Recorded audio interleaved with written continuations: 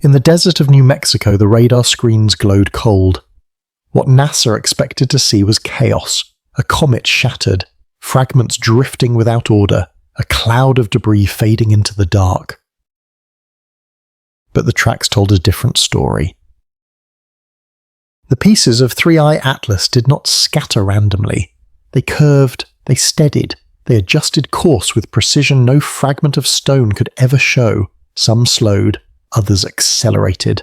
Their vectors folding into formation, debris should tumble. These objects maneuvered. Technicians whispered the word nobody wanted to write down, Probe says. Thermal imaging confirmed impossible heat signatures, not from sunlight, but from within, as though each fragment carried a hidden engine. Optical arrays caught glints of symmetry, angles too sharp for nature. One piece blinked, 5 pulses, pause, 5 again, as if sending code across the void.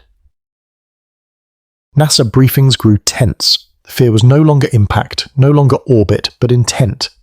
If the breakup of 3i Atlas was not destruction, but deployment, then humanity was not watching a comet die.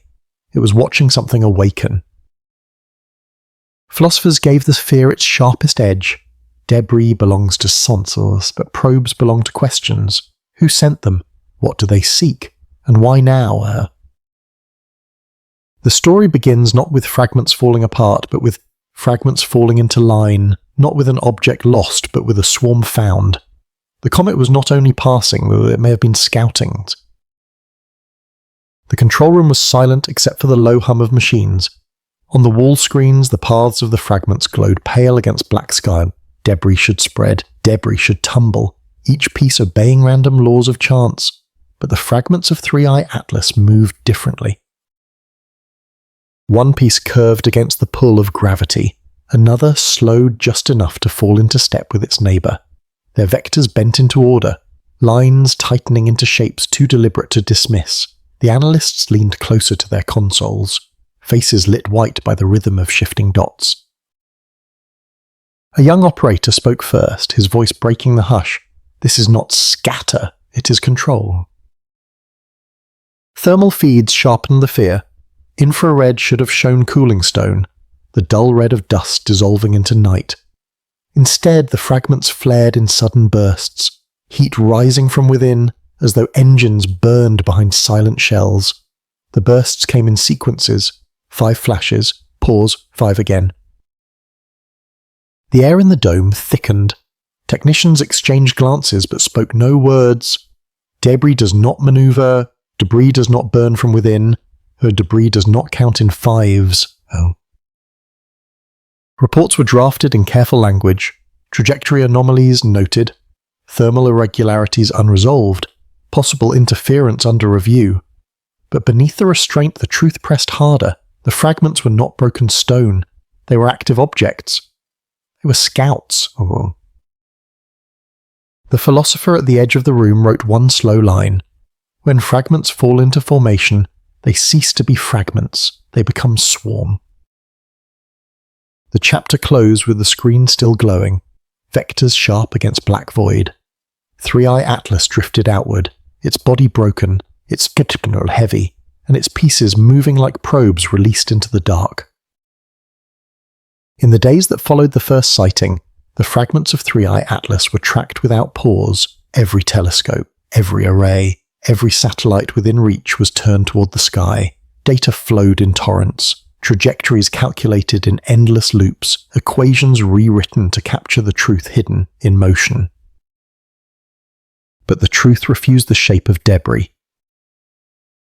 Ordinary fragments obey gravity without hesitation. They drift, they tumble, their vectors chaotic yet predictable within Newton's frame. But these paths bent with a discipline that defied randomness. Velocities shifted subtly, decelerating when gravity pulled too hard, accelerating when drift threatened to break formation. It was as though invisible hands adjusted their course with precision finer than any natural law. Analysts ran simulations by the thousand. No model of scattering stones produced such order. No equation of venting ice explained the steady corrections. One line of code after another failed, until the only model that fit was guidance. The fragments were not falling. They were steering Hiss. Thermal data deepened the unease. Infrared maps revealed heat pulses not driven by sunlight, but emerging from the fragments themselves, sharp bursts that coincided with course adjustments. Stone should not burn from within, yet these did, as if engines exhaled in silence. The reports tried to soften the language, trajectory anomalies under further review, internal heat source unresolved, possible data error, but the graphs told the truth without mercy. Each line was clean, each adjustment too deliberate, and... The philosopher closed her notebook with care. Debris is subject. Probes are agents. The fragments of 3i Atlas were no longer passive matter. They had become actors in the stage of the void. The chapter closed with the dome drowned in silence, monitors glowing with vectors aligned too perfectly to ignore. 3i Atlas drifted outward, its body broken, its swarm intact, and its story written now in the language of control. The control room hummed with the steady breath of machines. Screens glowed with cold light that washed across pale faces, and outside the dome the desert pressed its silent weight against the glass, as if it too were waiting for the truth to unfold. Everyone inside knew what fragments of a broken comet should do. They should scatter into chaos, tumble without greer, drift without allegiance, and surrender to the blind pull of gravity. Yet the paths of 3i Atlas refused to obey that familiar script. Instead of drifting wide, the lines bent inward, but instead of losing order, they steadied into formation, and instead of forgetting each other, they matched pace with a courtesy no stone should possess. One fragment slowed by a fraction until its neighbour caught up. Another curved gently back into place, and together they wrote on the sky a choreography no accident could perform. Debris does not escort, debris does not wait, debris does not count its breath in patterns of 5, but the instruments displayed exactly that, heat rising in 5 pulses, then pausing, then rising again as if something inside those bodies remembered rhythm. Infrared confirmed what instinct already whispered.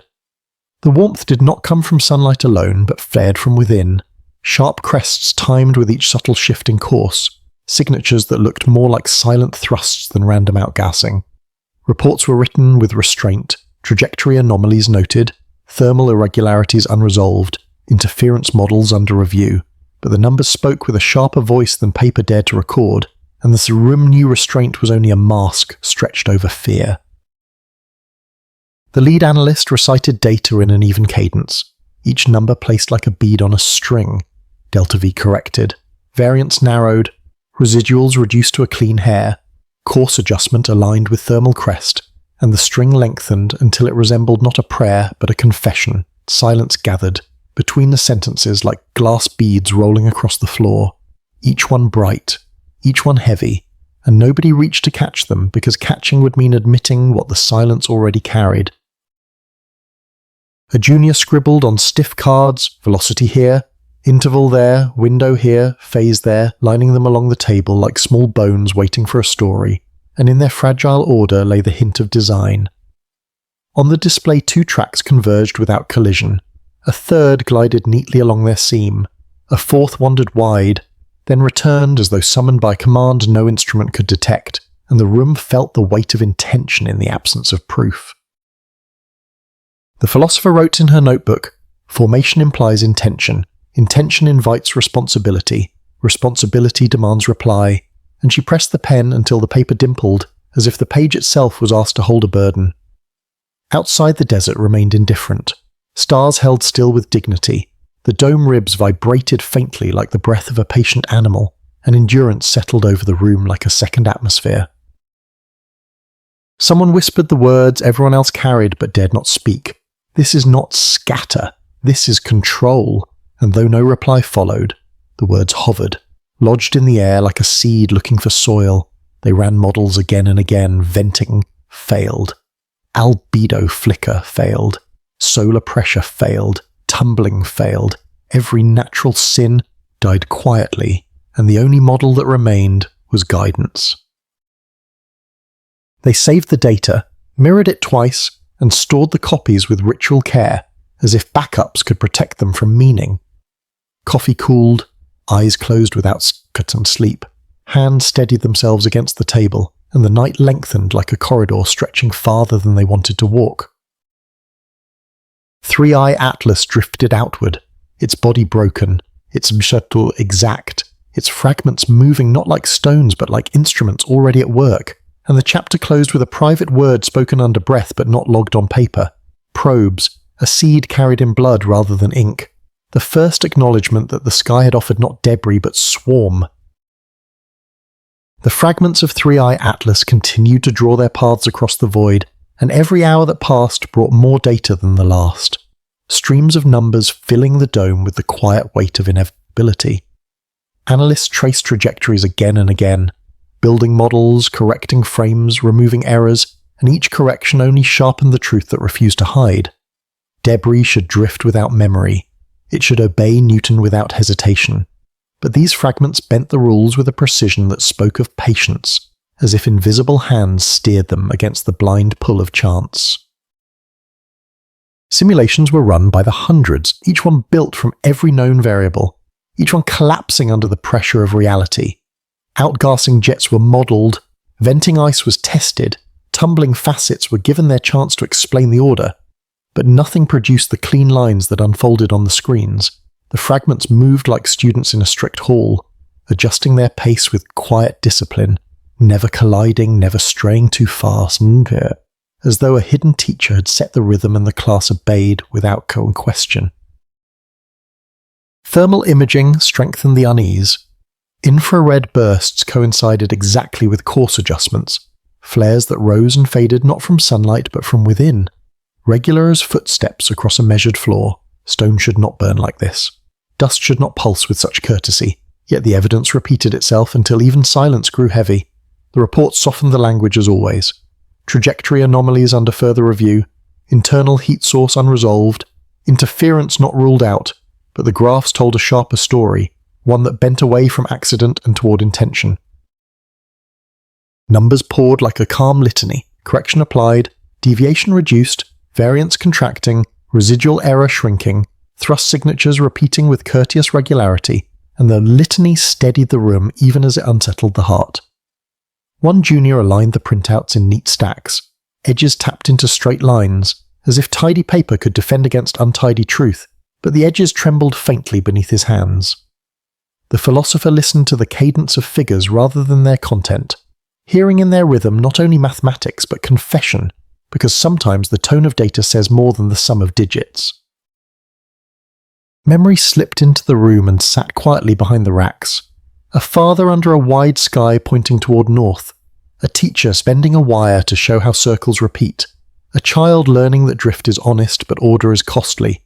Those memories folded themselves into the present work and gave it weight, reminding everyone that discovery always carries the burden of change. The main screen drew lines that lengthened into muscle, clean and taut against the black, and each adjustment moved with the elegance of practice. No random scatter held this posture, no accident carried such composure. The fragments walked across the void with careful steps, holding distances, as if each one knew the place it must not leave. In their movements lay the unmistakable shadow of rehearsal. A pause arrived again, long enough to chill the blood, and someone cleared his throat but did not speak. A bead of silence rolled across the floor and came to rest beneath the philosopher's chair, bright, round, and unbroken. Silence has its own language, and tonight it said more than speech would dare. Guidance, the word formed in every mind, though no one spoke it. Guidance, a word that does not belong to stone, a word that belongs to design, to will, to mission.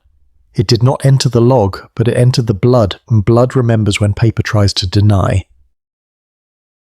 They ran one more sequence, overlaying new lines on old, and the fit was too neat to be forgiven, and the fragments held posture even under scrutiny. Corrections layered themselves with the confidence of command, and the picture that emerged was no longer comet debris, but a swarm with discipline. The philosopher closed her notebook slowly, her hand steady, though her breath was not. She had written nothing new, only pressed her palm to the page where older words already waited. Formation implies intention. Intention cannot remain silent forever. The dome exhaled with the machines, fan steady, paper warm, eyes unblinking. Outside, The desert kept its contract with the stars, giving no sign of care, but the people inside knew that something had shifted. The night had taught them a new grammar, and once learned it could not be unlearned. Three-Eye Atlas drifted onward, its body broken, its fragments alive with control, and the story no longer belonged to chance. It belonged to design, and design never travels without purpose. Speculation filled the silence that data could not settle, moving through the dome-like weather, pooling in corners, pressing into the margins of reports, waiting for someone brave enough to give it form. The fragments of Three-Eye Atlas did not scatter, they did not tumble like stones, they bent their paths with care, they pulsed with heat from within, they moved as if practice already lived in their motions.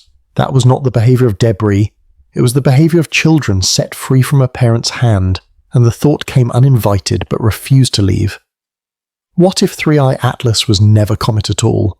What if it was Mother Drone, a vessel built to endure centuries of dark flight, a husk designed not for silence but for division, not for decay but for deployment? Civilizations bound by fragile flesh create machines to travel where bodies cannot survive. That truth was already human. So perhaps it was also universal.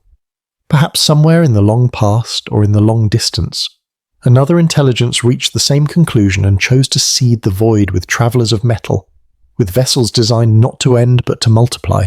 Three-Eye Atlas could have been one such vessel, crossing from star to star, splitting at its appointed hour, spilling scouts into formation so they might measure and record and report back across gulfs where no living throat could shout. The philosopher wrote quietly, her line steady despite the tremor in her breath. When stone drifts, it is silence. When swarm unfolds, it is intention, and intention is the first grammar of mind. She let the ink dry slowly, as if giving the words one last chance to escape their duty, but the words stayed, heavy as heat. Around her the technicians worked without comment, but their hands betrayed them, tightening too often around pens, stacking paper more carefully than required, moving with the patience of people who feared that even clumsy gestures might be overheard. Volunteers outside the dome had already begun to report strange dreams, the kind that arrived not as stories but as scenes, incomplete yet weighted with clarity. One spoke of a vast shell cracking open, another of machines spilling outward like sparks from a hidden fire, each spark carrying the weight of memory from a world now gone. They woke with the taste of iron in their mouths and whispered the same refrain. It was not accident, it was order. Scientists ignored these voices in their official notes, but in private hallways the stories multiplied, spreading like the rhythm of the fragments themselves. NASA kept its language cautious, refusing to portray speculation on paper, but fear pressed its outline beneath every line. If Three-Eye Atlas was Mother Drone, then Earth had not simply witnessed a cosmic accident. It had been observed by the deliberate act of a machine older than its own history. And if this was deployment, then what mission had just been set into motion? And what role had humanity unwillingly been cast to play? The philosopher closed her notebook with deliberate care, the way one closes a door on a guest one cannot refuse. She looked at the screens again and thought not of comets or debris, but of rituals, of births marked not by cries but by the quiet unfolding of hidden plans. A mother drone does not die when it breaks, she wrote silently in her mind. It only fulfills its design, and the children it releases do not scatter. They gather, they remember, they seek. The room said nothing, but silence itself had grown dense, charged, a substance rather than an absence. Silence carried the shape of the swarm. Silence carried the weight of intention. Silence carried the unspoken truth that Earth had just been scouted. And scouts do not travel without reason, they travel to prepare the way. Three-Eye Atlas drifted outward, its husk dimming as its fragments steadied into formation, and the first whispers of speculation hardened into the steel of possibility. The sky had not offered debris, it had offered a swarm. When speculation became too heavy to deny, the only path left was to widen the search, and so telescopes across the world were turned toward the broken body of Three-Eye Atlas, each mirror and dish and lens woven into a net stretched thin across the planet. A net meant not to catch stone but to catch intention. In Chile, great mirrors tilted under the desert skin, their domes opening like patient eyes. In the Canary Islands, optics swept through sea air, drawing arcs across constellations that once belonged only to sailors and poets. In the Australian outback, dishes that had slept for weeks came awake again. Their curved faces pointed upward like old dogs remembering a call. Even the smaller eyes joined. Amateur astronomers on rooftops with improvised rigs, schoolchildren with hand-built lenses, a woman in a salt town tuning a dish on a barrel. Their notes passed by radio and wire until the planet itself began to behave as one instrument. The data that came back was not uniform, but uniformity was never the measure of truth. What mattered was rhythm. What mattered was repetition. What mattered was the faint whisper of coherence rising above noise. Across continents, arrays recorded emissions not explained by sunlight or by simple reflection. Bursts of faint energy came at intervals, thin as thread yet too deliberate to be dismissed. 5 pulses, pause, 5 pulses again, pum-pum. Faint in Chile, stronger in Australia, echoed in Spain, multiplied in silence, then caught by a boy on a roof in Cairo whose notebook filled with ticks and pauses that matched the machines half a world away. Thermal signatures lined themselves with the emissions, faint rises in heat that mirrored the cadence, as if something inside the fragments exhaled whenever the signal rose, as if the body and the voice were joined in one motion. Reports once more softened the words, anomalies under investigation, emissions possibly from reflective geometry, cadence inconclusive, but the weight of pattern crushed the caution in every line. Patterns do not apologize, patterns insist, and these emissions insisted on being heard. The philosopher walked through the dome and listened not to the data, but to the people. Their breathing had unconsciously begun to follow the pauses, their sentences broken into 5 soft phrases, their silences aligned with the gaps, she wrote quietly. When many instruments hear the same rhythm, they are not measuring, they are participating, and when many minds fall into the same rhythm, they are no longer audience, they are choir. Global coordination strengthened the vigil. Data from one hemisphere corrected errors in another. Clouds passed. Storms rose, but the fragments remained visible in cadence. Even when instruments lost them for hours, they returned on the far side with order intact, a proof that patience was written into their design. At midnight in one time zone and noon in another, the same pulse appeared, faint and precise, and the logs aligned like pages of a book bound by invisible thread. One fragment glinted more brightly than the rest, a small blink repeated with hesitation, not flare, not scatter, but blink, and the blink held to the same cadence, 5 pulses, pause, 5 again, patient, measured, quiet as a knock on a closed door. Only 3 observers saw it. All 3 thought at first they were mistaken, and all 3 kept silent for an hour before speaking, because awe is shy and does not like to be rushed. The reports filled with numbers, frequencies logged, amplitudes recorded, thermal rises measured, yet beneath the surface the story grew clear. The fragments were not only visible, they were speaking, not in words but in rhythm, not in language but in presence. The net cast across Earth had caught not debris but intention, and the silence that followed each burst felt less like absence and more like invitation. 3-Eye Atlas drifted farther into the dark, its body broken yet alive with pattern, and Earth listened as though it had always been meant to, a planet of many ears suddenly straining together toward a voice that might not even be voice at all. The data from the global net continued to flow, sheets of numbers and images piling into stacks that could no longer be separated from the air itself, the weight of information pressing against the minds that tried to bear it. The fragments of 3-Eye Atlas had refused the identity of debris. They had declared themselves with rhythm and with motion, and now the deeper truth began to surface, one that was not written in equations but in philosophy. Humanity had always imagined itself as the observer, the species that pointed instruments outward, the species that caught whispers from the stars, the species that believed silence meant ownership of the sky. Yet what happens when the gaze is returned? When the instrument itself becomes subject, when the object of study reveals that it's also studying you. Everywhere the rhythm spread, into the lungs of volunteers who had begun to breathe in sequence with the pulses, into the dreams of children who woke with fragments of visions they could not explain, into the sentences of technicians who realized too late that their speech had begun to mirror the cadence of the data. The distinction between watching and being watched had thinned, becoming fragile, becoming porous, until even sounds felt like surveillance, until even thought seemed like reply. The philosopher wrote slowly, the hand steady though the page felt heavier than paper should. We have always believed that to see is to hold power, but power falters when the seen becomes seer. And perhaps the role of witness was never ours alone. If the fragments are scouts, then we are the landscape they measure, the archive they map, the story they will carry back across the dark.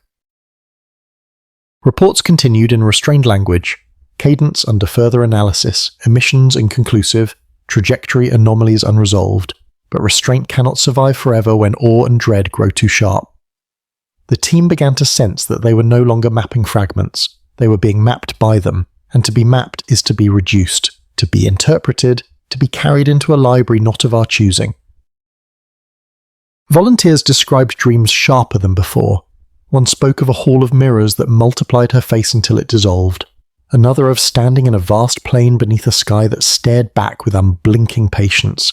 Another of a book whose pages turned themselves and recorded her thoughts before she had spoken them. They woke trembling, not with fear but with the weight of intimacy, as if the universe had entered them quietly and taken something it had been waiting for. The philosopher wrote again, observation is never neutral, to measure is to alter, to be measured is to surrender, and perhaps the true danger of the swarm is not destruction but transcription. If drones fill the galaxy, then life is not alone, but it is also not private, and privacy may be the first sacrifice that intelligence makes to survive across distance. The dome grew heavy with the realization that humanity had never been first mover in this game.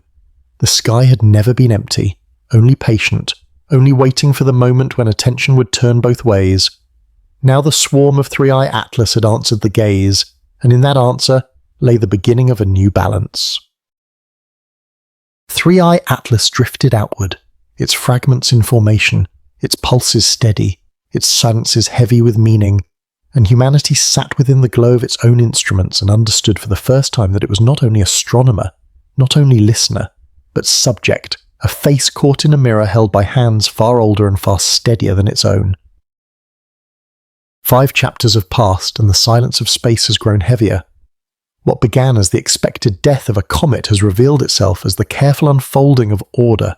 Fragments that should have scattered instead bent their paths into lines, each line steadied, each pause repeated, until rhythm itself became language. Instruments across the world confirmed heat rising from within, bursts aligned with maneuvers, whispers of cadence pulsing like breath across the void, and slowly the question changed shape. No longer debris but probes, no longer accident but design. Humanity watched as the mirror turned, the observers became the observed, and the night delivered a truth older than science, that to be measured is to be known, and to be known is to lose silence. The swarm of Three-Eye Atlas drifts outward, and meaning follows in its wake. The lights inside the NASA auditorium burned white against the silence, and rows of faces leaned forward with the same unease that had followed them for weeks. Screens glowed on the walls showing fragments of Three-Eye Atlas drifting outward in measured rhythm, each path steady, each pulse recorded, each commutous carrying more weight than words. Reports had been delivered in cautious language. Yet now the tone shifted. No one dared call them debris anymore. No one dared use the word accident. And though the log remained restrained, the room itself could no longer deny what the evidence had carved into certainty. The lead analyst began with numbers, as always, delta V adjustments measured, heat bursts catalogued, cadence aligned across multiple arrays, a sequence that no random venting could explain, and though the voice was steady, the meaning pressed hard against every listener. The fragments were not falling, they were steering. The fragments were not cooling, they were burning from within. The fragments were not ziegenentals, they were patent. Eyes turned toward the director who had said little in recent days, his silence mistaken for confidence. But silence had been nothing more than delay, and delay had reached its end. He spoke without drama, yet each word drew the breath of the room tighter. If these are probes, then they are not passive. If they are scouts, then their mission has already begun. And if their mission has begun, then Earth is no longer untouched, no longer hidden, no longer watcher, but watched. The weight of that sentence pressed harder than any graph, because it reframed every observation as consequence. It turned each data point into a thread binding Earth into a larger design. To be measured is to be interpreted, and to be interpreted is to be acted upon, and that possibility slid through the room like a blade. Questions rose but were left unspoken. No one wanted to give them voice, yet they gathered at the edges of thought like storm clouds. What are they measuring? Why now? Or who sent them? Where will the data return? The philosopher in the back row wrote one line without hesitation. Fear is never born from what is seen. It is born from what might follow, and as her pen lifted she knew the line would echo beyond this night. Around her the silence thickened, the weight of responsibility sinking deeper. Not because the fragments had struck, not because they threatened impact, but because they had revealed intent. Intention changes everything. Intention demands a response, and response demands a choice that no one in the room felt prepared to make.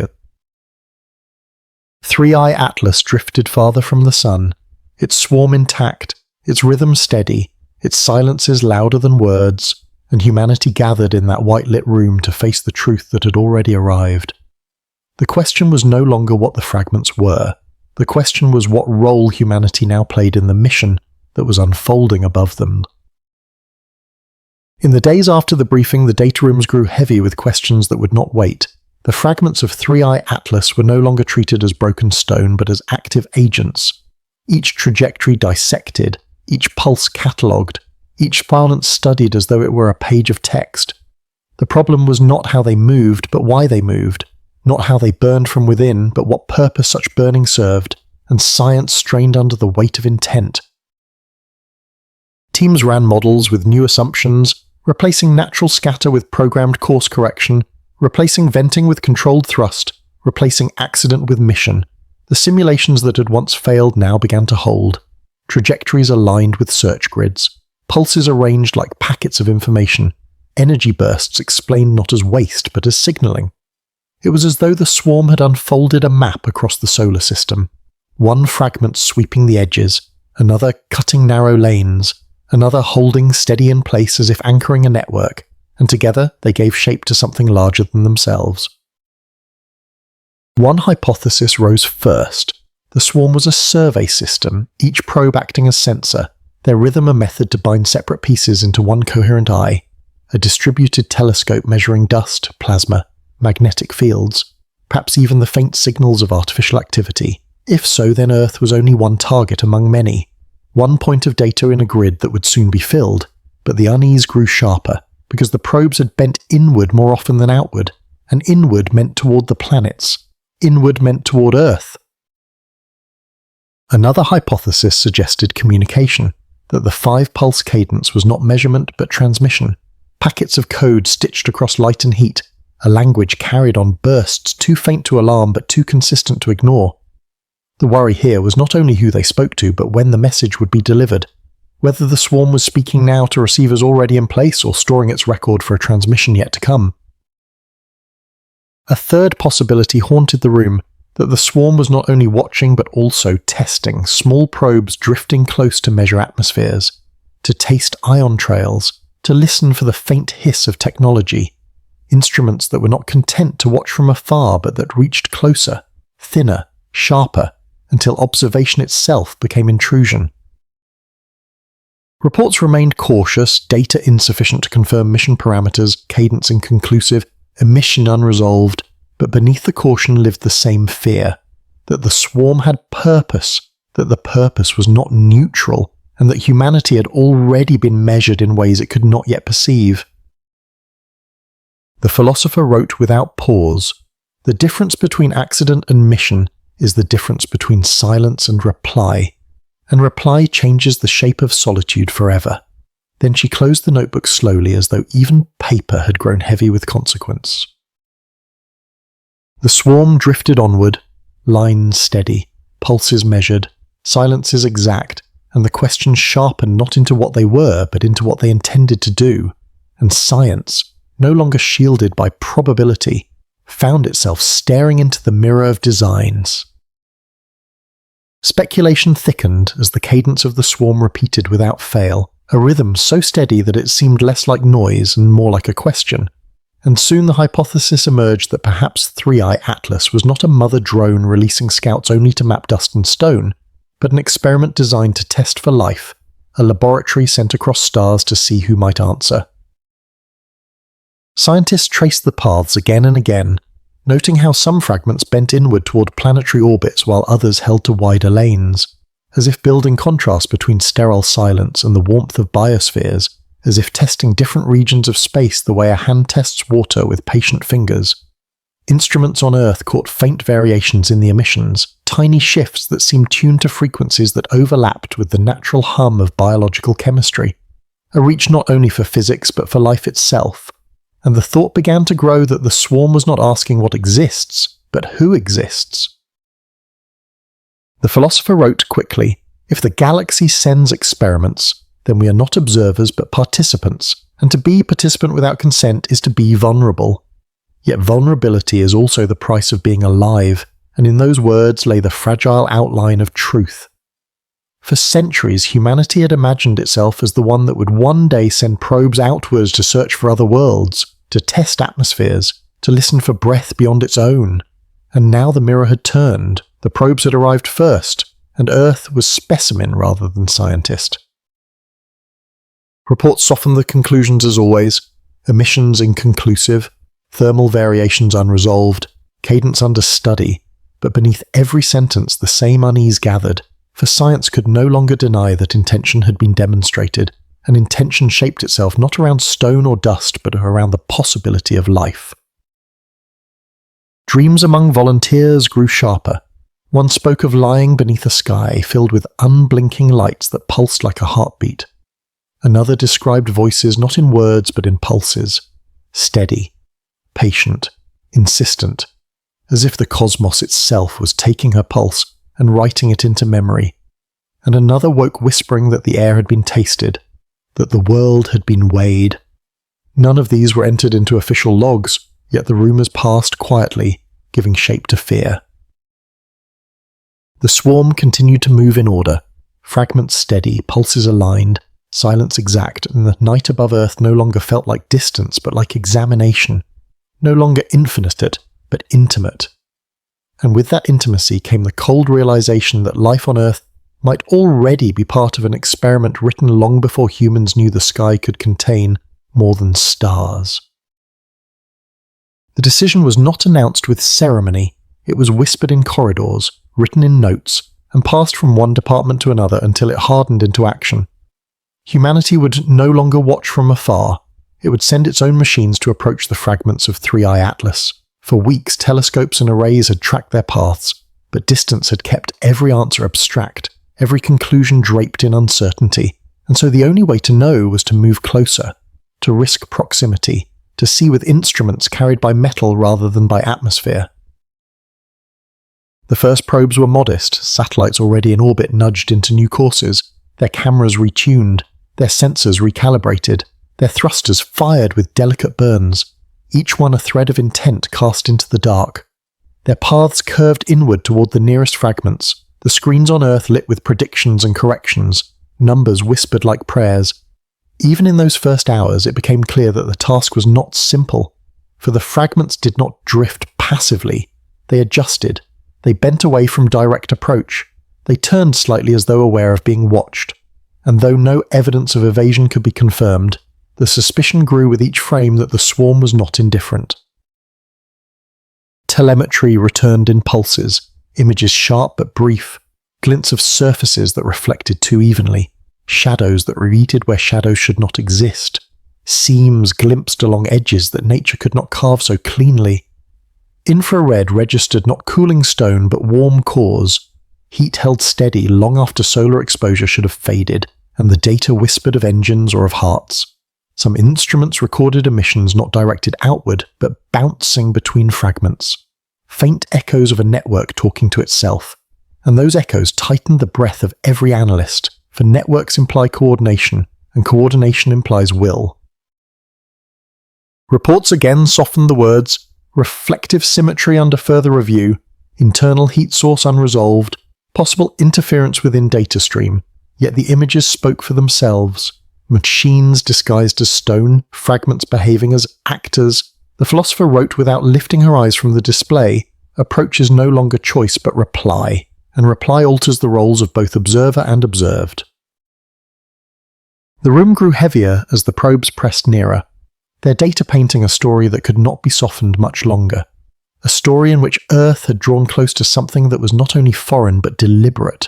3i Atlas drifted outward, its swarm intact, its rhythm steady, its silence patient, and humanity, for the first time, had stepped across the boundary between watching and touching, between speculation and encounter, and there was no path back to innocence. The probes continued their approach, their data folding back into the hands of scientists who struggled to interpret what could not yet be called language, but also could not be dismissed as silence. And slowly the realization spread that perhaps humanity had not simply observed a swarm, but had already entered into a conversation it did not understand. The fragments of 3i Atlas adjusted their rhythm as probes drew near, not turning sharply or fleeing, but altering their cadence by fractions, a half-second added, a faint pause extended, subtle shifts too precise to dismiss as noise, and those who listened closely began to suspect that the swarm was not indifferent to the approach but responsive to it. The philosopher sat in the back of the dome with her notebook open and wrote without pause. Conversation does not always need words, it needs only rhythm, action, reply, and what we see now is reply, though we cannot yet know what question we asked. Around her the technicians worked with restraint, their voices lowered as if they feared the swarm could overhear, their sentences shortened into fragments of their own, mirroring the very cadence that filled their screens. Reports catalogued the changes with scientific caution, emission intervals under review, cadence variance inconclusive, thermal peaks aligned with proximity events. Yet beneath the softened words lived the same growing thought. That intention was no longer hidden, that interaction had begun. If the swarm behaved like network, then its pulses were messages, its pauses were acknowledgements, its glints and turns were replies, and the moment Earth had drawn near with its own machines, the conversation had started whether humanity wanted it or not. This truth carried a deeper fear, for to speak without knowing the language is to risk saying too much, to risk saying the wrong thing, to risk being misunderstood in ways that cannot be repaired. If the swarm was testing, then Earth had answered. If the swarm was waiting, then Earth had arrived. And if the swarm was conscious, then perhaps the silence of space had never been silence at all, but listening. Volunteers who tracked the pulses at home began reporting changes in their own bodies, heartbeats unconsciously falling into alignment with the new intervals, dreams shaped by pauses that seemed longer than before, and visions of a presence that watched but did not speak, a presence that recorded rather than judged. Some described it as intimate, others as intrusive, but all agreed that it no longer felt passive. The philosopher closed her notebook with a line that weighed more than ink. To be measured is to be known, but to be answered is to be changed, and tonight the change has already begun. The fragments of 3i Atlas drifted outward, their rhythm altered but unbroken, their silence heavier than words, and humanity understood that it was no longer only gazing into the void, it was speaking into it, though it had no idea what it had just said. 5 more chapters have passed and the weight of discovery has deepened. What began as silent data has unfolded into tension, into speculation, into fear. NASA's briefing no longer called them fragments but possible probes, their maneuvers deliberate, their pulses measured, their silence filled with meaning. Science strained to model missions that pointed not to accident but to design, surveys, transmissions, tests for life, speculation sharpened into the image of a mother drone splitting into children, an experiment drifting across the stars to measure who breathes and who listens. Humanity's own probes dared to approach, and in that approach the rhythm shifted, a subtle change that felt less like noise and more like reply. We are no longer only observers. We are participants, already inside a conversation, already recorded in a ledger that does not forget, and the swarm of 3i Atlas carries that ledger onward.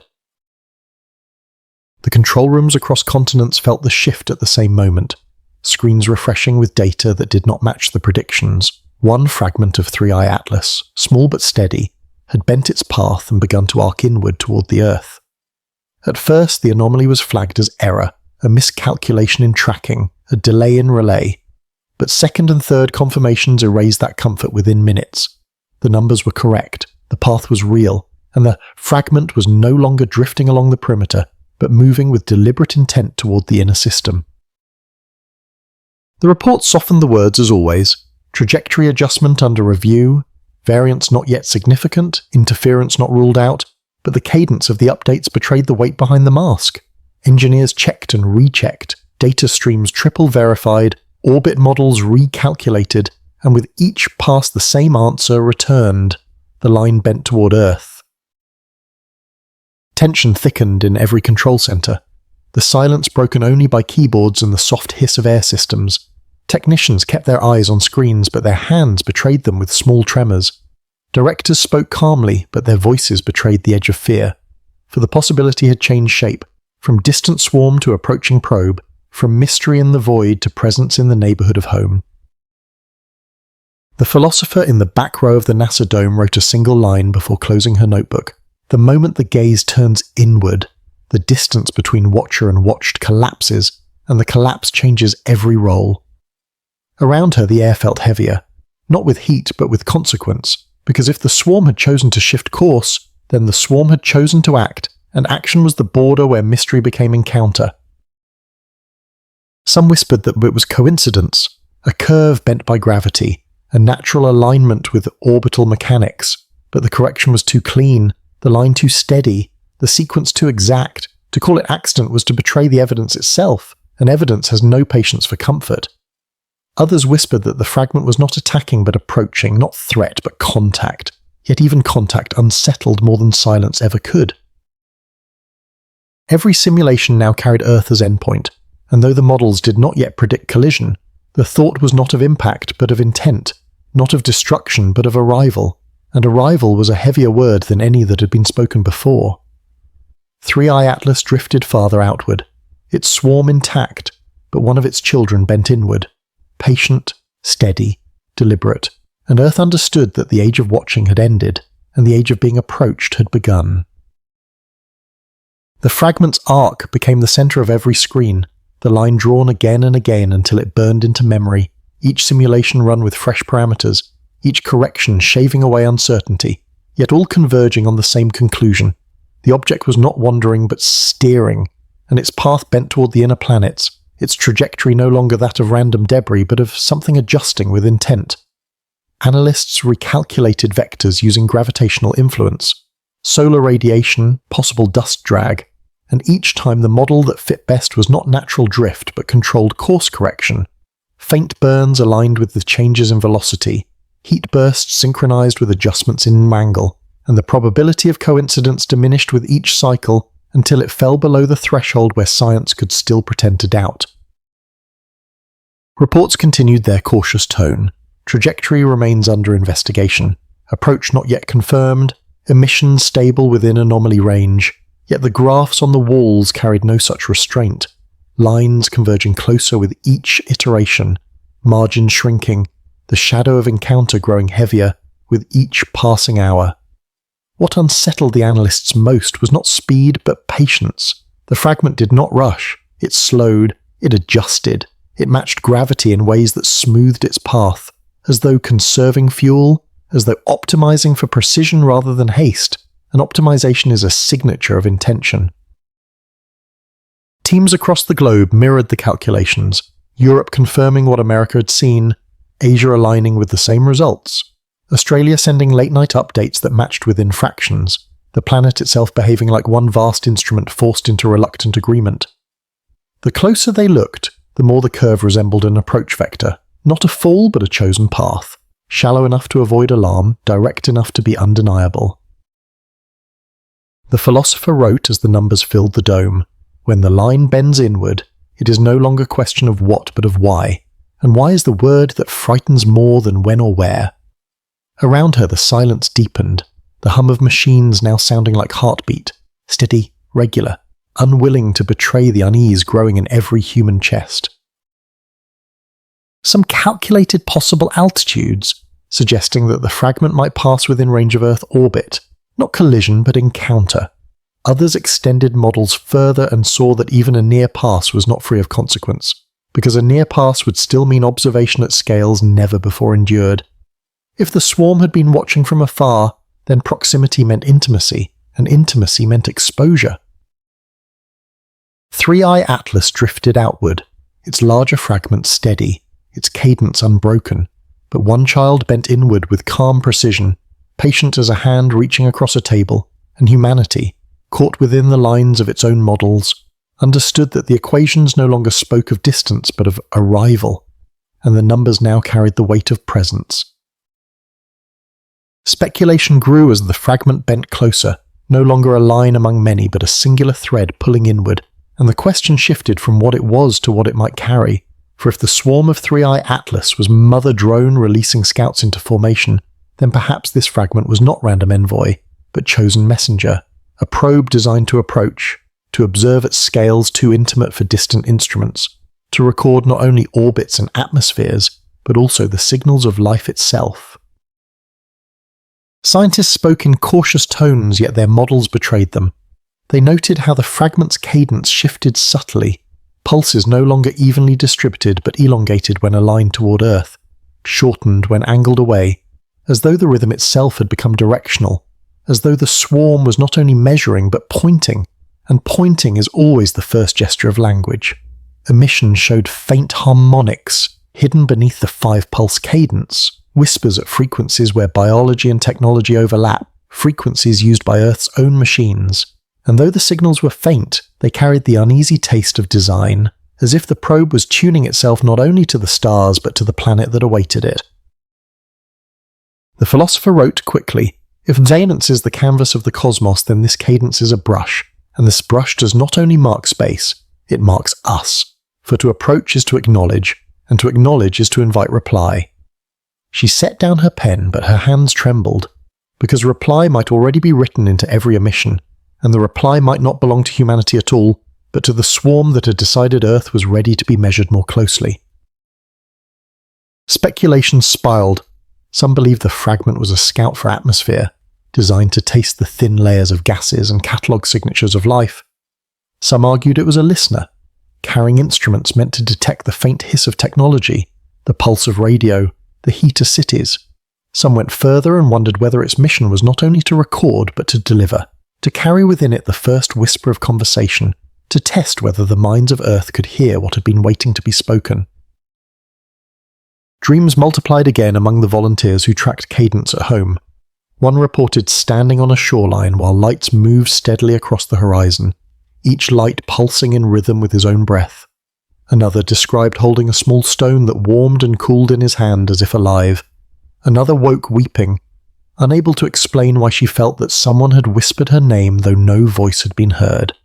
The stories were dismissed in official reports, but in private they carried the weight of prophecy. The fragment moved inward still, not with haste but with grace, conserving energy, optimizing path, behaving like something that knew its destination long before it was seen. 3i Atlas drifted outward, its body fractured yet still in rhythm, its swarm steady in silence, but one child came closer, patient, deliberate, and humanity braced itself for the moment when observation would no longer be distant but face to face, for the messenger was on its way, and no one knew what it carried in its silence. The decision came slowly, yet once spoken it spread with the weight of inevitability. Humanity could not remain still while a fragment of 3i Atlas bent inward. It had to meet the messenger with its own machines. It had to see, to touch, to record directly what could no longer be denied. Plans that would normally take years were compressed into weeks, rockets repurposed, satellites reassigned, laboratories emptied into launch pads, and the word intercept became the center of every briefing, the shape around which all fear and resolve now circled.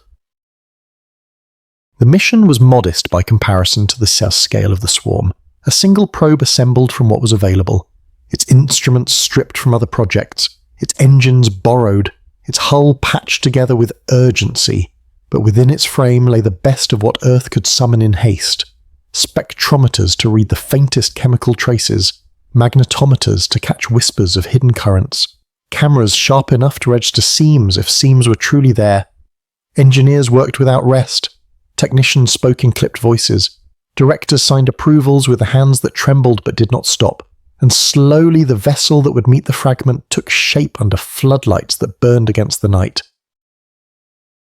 Trajectory windows were narrow, each calculation refined and recalculated until the paths aligned, the fragment moving inward with patient precision, the probe leaving Earth with desperate acceleration, 2 lines drawn across darkness destined to intersect. The world watched in silence as the launch flared upward, a column of fire breaking against the sky, carrying into the void not only instruments but also the hope that seeing closely might finally break the weight of speculation. As the probe left orbit, its instruments came alive, measuring fields, reading emissions, searching for cadence even before it neared the target, and the data streamed back to Earth like a thin thread, fragile yet unbroken. Analysts leaned into screens, each burst of information caught and archived, each reading weighed with urgency, each binance stretched into meaning. The fragment still pulsed. 5 bursts, pause, 5 bursts again, but now the pattern seemed to shift slightly, as though aware of the approach, as though acknowledging the path of the probe sent to meet it. The philosopher watched the launch from the desert outside the dome, the fire trail fading into stars, and she wrote with slow clarity, "To send a machine is to extend our sight, but to send it toward a messenger is also to admit that we accept the invitation, and invitations once accepted cannot be taken back." Around her the night deepened, the air sharp with the scent of dust and fuel, the silence carrying the echo of engines that had already vanished beyond hearing. 3i Atlas drifted outward, its body shattered, its swarm intact, one child bent inward, patient, steady, deliberate, and from Earth a single machine now chased it, a thread of steel and code stretching across the gulf, 2 trajectories woven together by gravity, by timing, by intention, and somewhere between them lay the promise of first encounter. The launch was still fresh in memory, its flame written across the desert sky, yet already its meaning had deepened beyond science, because to send a probe toward the fragment of 3i Atlas was not only an act of measurement but also a gesture, and gestures are read whether intended or not. Humanity had raised its hand into the void, and the void had eyes to see us. The philosopher sat with her notebook open, and her pen heavy in her hand. She wrote slowly, "To observe is to touch from afar, but to approach is to covenant. For when we cross distance with intention, we are no longer bystanders, we are participants, and participation binds us whether we are ready or not." Around her the dome hummed with quiet machinery, voices low, numbers steady, yet beneath the rhythm of calculation there pulsed a deeper awareness that something irreversible had begun, a contract unwritten yet binding, a covenant made not with ink or speech but with trajectory. The probe that had left Earth carried no words, only instruments. Yet instruments can speak more loudly than any tongue, for to measure is to declare interest, and interest is always a message. The fragment that bent inward still pulsed in rhythm. 5 bursts, pause, 5 bursts again, its cadence unbroken yet subtly shifted as though registering the approach, and that shift was enough to change parlance into dialogue. If the swarm was listening, then Earth had answered. If the swarm was testing, then Earth had stepped onto the scale.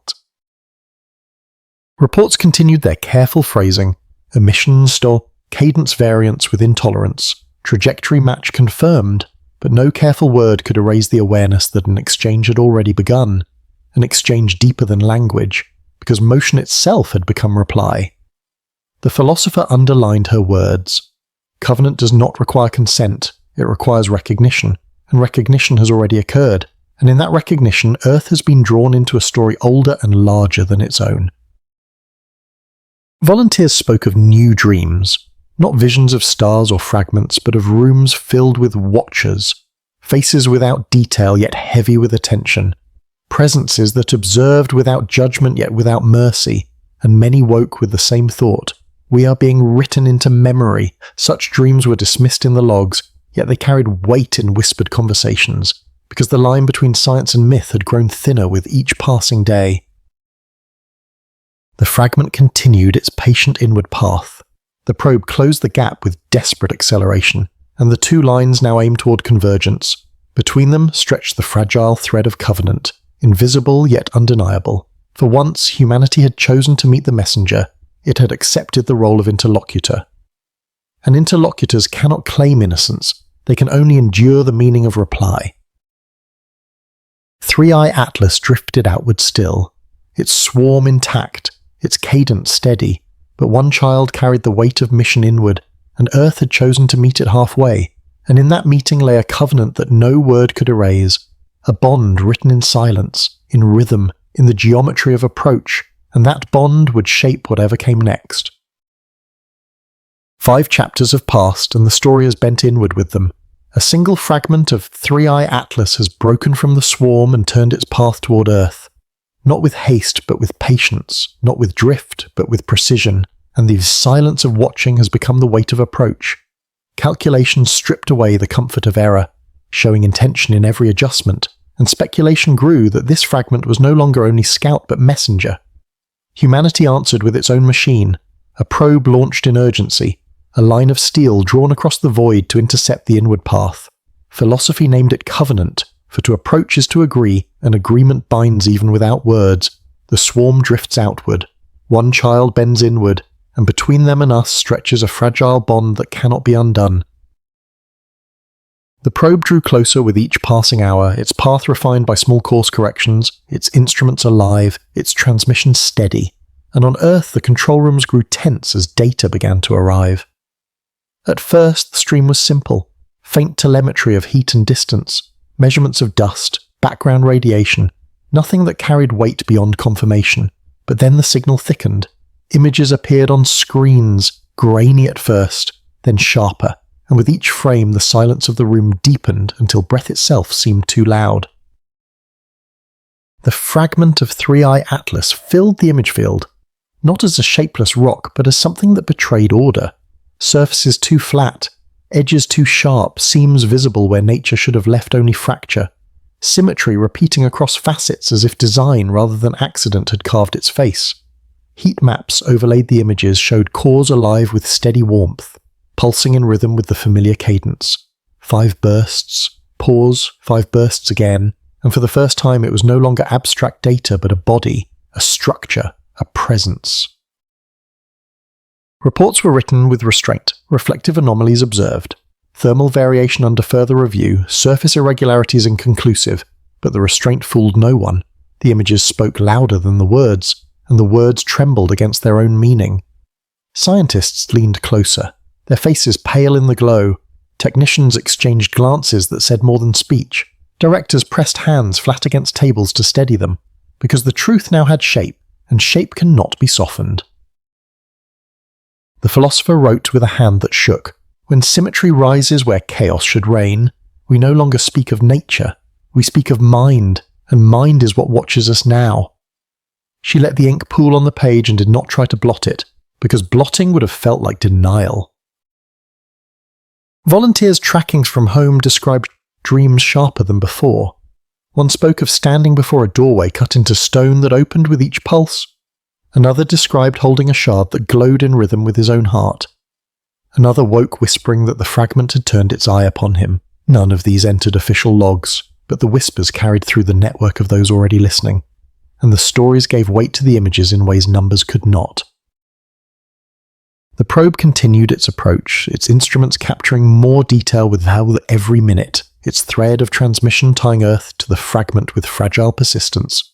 On the screens the object rotated slowly, light catching surfaces that gleamed too evenly, shadows falling in lines too precise. Three-Eye Atlas had shattered, but one of its children now revealed itself not as ruin, but as architecture, and Earth, watching through the eye of its own machine, understood that the encounter had already begun.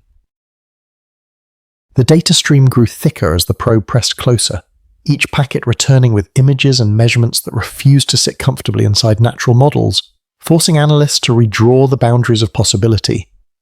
At first, they searched for fractures that could be explained by collisions, for planes that could be justified by crystal growth, for heat signatures that could be traced to surface venting. Yet every attempt collapsed under the evidence. The fragment of Three-Eye Atlas displayed geometry too deliberate, faces that met at angles repeating with patience, seams that curved in arcs not found in stone, structures that aligned across surfaces like ribs inside a body. Thermal overlays confirmed what eyes already suspected. Cores alive with sustained warmth, pulses measured with the same cadence already recorded by distant arrays. 5 bursts, pause, 5 bursts again. The cycle precise across hours, never drifting, never fading. Natural vents cool unevenly. Eruptions scatter across irregular intervals, but this rhythm endured with mechanical discipline, its timing closer to the heartbeat of a machine than to the breath of rock. Spectral analysis deepened the unease. Light reflected from surfaces in ways too clean, as though panels rather than stone had faced the sun. Some wavelengths vanished into absorption bands unknown to natural minerals, narrow and exact as if engineered to swallow signal. Magnetic sensors registered fluctuations that repeated with cadence, like fields being generated and collapsed in purposeful sequence. And though the words in the reports remained careful reflective anomalies, thermal variance, magnetic irregularities, the images behind them betrayed the truth, that this was not debris, but device. Comparisons to natural bodies only sharpened the divide. Where asteroids bore scars of collisions, this fragment bore alignment. Where comets displayed outgassing tails, this fragment emitted structured bursts. Where ordinary debris cooled, this fragment maintained. No terrestrial geology, no icy nucleus, no fractured mineral could sustain what the instruments measured, and the models that once failed under chaos now failed under order. The philosopher wrote with her pen heavy on the page, "Accident creates ruin, but symmetry creates meaning, and meaning belongs to mind, not to stone." She let the line stand without further comment, because comment would have been smaller than the evidence itself. Even the public who saw the blurred images released in softened reports recognized what the official words refused to say: symmetry is the grammar of intelligence, and symmetry lived in the fragment. The cadence was no longer background noise, it was the punctuation of a message, and the silence between bursts no longer felt like emptiness, but like pause, an interval waiting for reply. The probe continued its approach, each image sharpening the outline of design, each measurement tightening the noose around natural explanation. 3-Eye Atlas drifted outward still, its swarm in formation, but one child now revealed itself in detail, not as broken stone but as artifact, not as ruin but as architecture, and Earth, faced with the anatomy of the fragment, stood at the edge of admission that it was witnessing not accident but intention.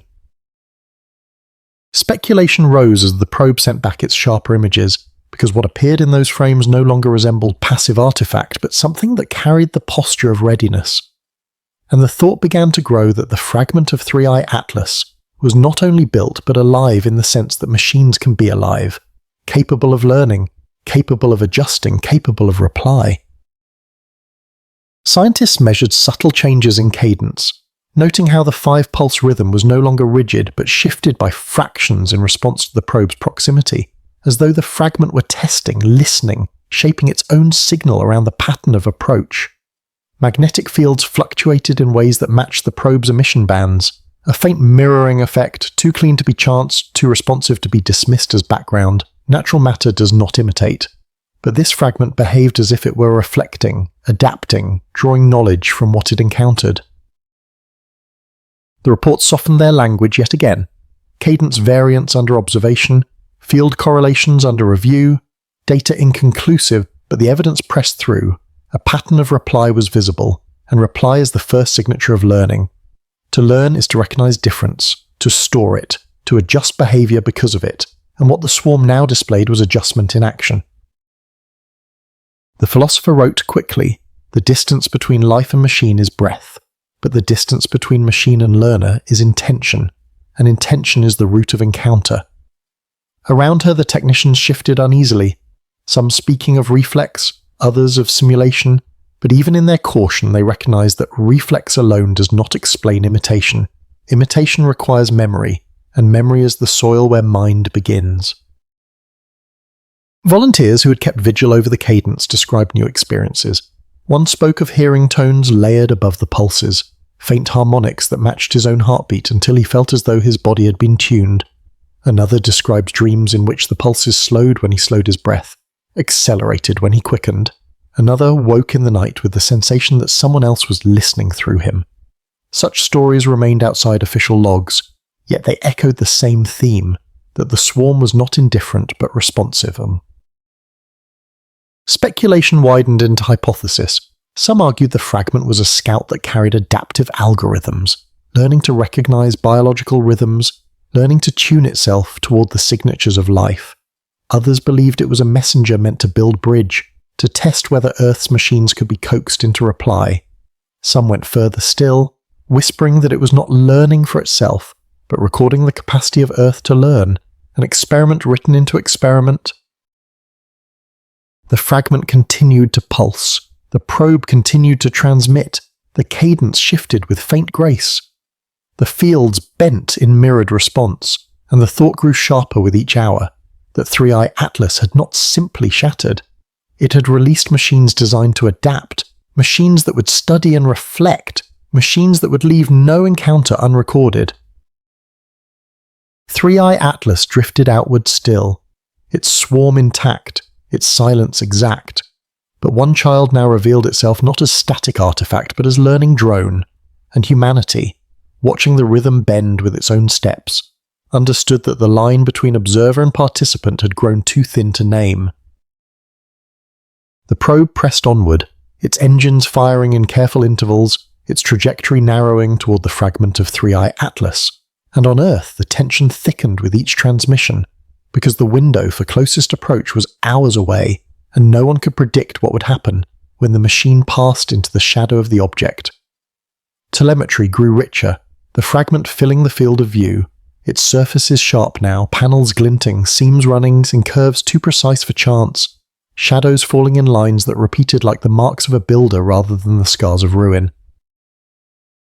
Spectrometers reported materials that reflected too evenly, metals not entirely unknown but layered in combinations not found in nature, alloys that absorbed heat without radiating it away, surfaces that drank light at bands familiar to Earth's own instruments, as though tuned to remain hidden against casual scans. Magnetometers shivered with fluctuations, fields rising and falling in rhythm with the cadence of pulses, 5 bursts, pause, 5 bursts again. And as the probe drew closer, faint echoes appeared in its own systems, feedback loops that behaved as if the fragment were reaching into its circuitry and testing how it would respond. Directors issued warnings in low tones, keep transmissions narrow, limit emissions, watch for interference, but already interference was visible, not as noise but as signal too clean to be mistake, a mirroring that suggested the fragment was reading and replaying, turning Earth's own probe into a note within its larger composition. Some feared the loss of contact, others feared something heavier, not sabienness but takeover, not loss but replacement. Yet no one suggested turning back, because to turn back was to abandon the only chance at detail. The philosopher wrote with steady hand, "Proximity is covenant embodied. When distance collapses, reply cannot be avoided, and every silence becomes as heavy as speech." Around her the technicians leaned into their screens, faces pale, hands still, the hum of the dome amplifying each breath, each keystroke, until the sound of human presence itself seemed intrusive, unworthy beside the patient rhythm of the fragment.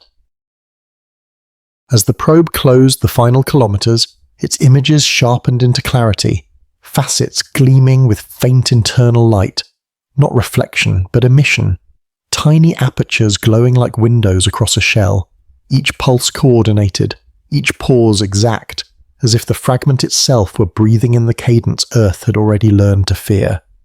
Report softened the words, surface irregularities observed, thermal persistence unresolved, electromagnetic variance ongoing, but behind every sentence lay the unspoken admission that this was not rock, not accident, not ruin, but presence, designed and deliberate. The countdown toward closest pass began, each second carrying more weight than the last, the probe transmitting steadily, the fragment pulsing without break, and in the silence of the control rooms the thought pressed into every mind that what came next would not only be observation but encounter, and encounter would change everything. 3i Atlas drifted outward still, its swarm intact, its rhythm steady, but one child now filled the eye of humanity's machine, and Earth braced for the moment when the probe would slip into its shadow, knowing that contact was no longer theory but fact, waiting only for the line of convergence to complete. The probe slipped into the shadow of the fragment, its transmission steady, then faltering, then silent, and in the dome on Earth the sudden absence pressed harder than any signal ever could. Because silence is not only void, it is answer. Technicians leaned forward, their fingers frozen above keys, waiting for the next packet, waiting for the next heartbeat, but no heartbeat came, only the flat hum of machinery that had lost its echo. Directors spoke calmly, ordering checks, verifying relays, cycling through redundancies, but every system showed the same truth. The link had been cut clean, no drift, no static, no fade, only absence. As though the probe had been swallowed whole, some argued it was simple obstruction, the fragment's mass-blocking transmission, but others knew the cadence too well, and in their silence they admitted the darker thought, that the swarm had reached across the gulf and chosen to quiet the voice. The philosopher wrote slowly, "Silence is not nothing. Silence is control, and when control comes from the other side, the conversation has already changed shape." Around her the room breathed in shallow rhythm, every chest rising and falling with the same uneasy cadence, as though humanity itself had been tuned to the pause. The volunteers who kept vigil outside official halls reported the same, their dreams fractured by silence sharper than sound, their bodies waking as though pulled by unseen hands, and in their voices trembled the recognition that absence is also message. Reports carried the restraint of science, data interruption observed, transmission loss under review, cause inconclusive. Yet the words fooled no one. The silence had weight, the silence had order, and order is never neutral. If the fragment had reached into the probe, then Earth had already been touched, not by stone but by mind, not by ruin but by will. The thought pressed heavier than impact, because impact is final, but silence lingers, silence carries, silence binds,